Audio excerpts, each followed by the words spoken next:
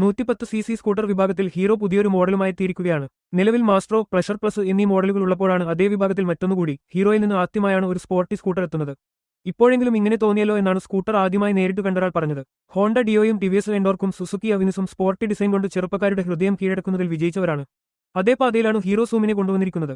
Sporty ലൈനുകളും കട്ടുകളുമുള്ള body panel, ഹീറോയുടെ ലോഗോയോട് ചേർന്ന് നിൽക്കുന്ന തരത്തിൽ എച്ച് ആകൃതിയിലാണ് ഡേ ടൈം റണ്ണിംഗ് ലാമ്പും ടെയിൽ ലാമ്പും ഡിസൈൻ ചെയ്തിരിക്കുന്നത്.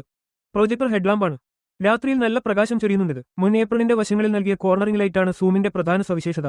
ഹാൻഡിൽ ബാറിന്റെ തിരിവും വാഹനത്തിന്റെ ചെരിവും മനസ്സിലാക്കി ഇത് പ്രകാശിക്കും. ഹാൻഡിൽ ബാർ കൗളിലാണ് ഇൻഡിക്കേറ്റർ നൽകിയിരിക്കുന്നത്. ഹാലോജിൻ ബൾബുകളാണ്. ചെറിയ ഫ്ലൈ സ്ക്രീനും ഇവിടെ നൽകിയിട്ടുണ്ട്.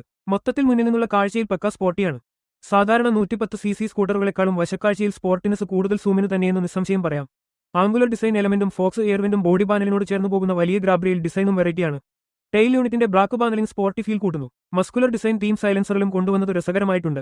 മൊത്തത്തിൽ ഡിസൈനിനെക്കുറിച്ച് പറഞ്ഞാൽ കിടിലൻ. 110cc വിഭാഗത്തിൽ ഇത്രയും സ്പോർട്ടിയായ മറ്റൊരു മോഡൽ ഇല്ലെന്നു തന്നെ പറയാം. സ്റ്റോറേജ് സ്പേസിന്റെ കാര്യത്തിലും സൂം മികച്ചു നിൽക്കുന്നു. മുൻ ഏപ്രിലിൽ വലിയ കുപ്പികളോ മറ്റു സാമഗ്രികളോ വയ്ക്കാവുന്ന സ്പേസ് ഉണ്ട്.